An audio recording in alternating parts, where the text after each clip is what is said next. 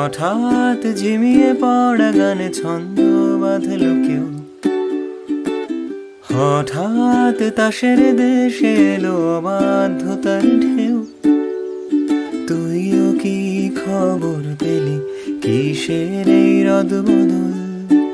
চেনা তাও নতুন যে পথ হেঁটে দেখবি কি না বল। এই অগোছালো মন এতকাল করেছি গোপন, মেলেছি দক্ষিণ